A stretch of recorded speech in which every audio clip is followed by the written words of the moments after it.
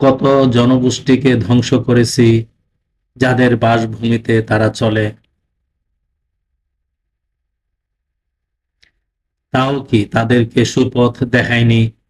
নিঃসন্দেহে এতে জ্ঞানীদের জন্য নিদর্শন আছে।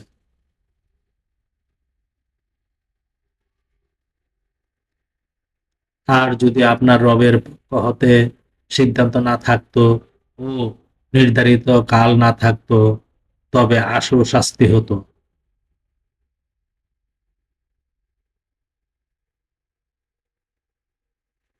আপনি এদের কথায় ধৈর্য ধরুন এবং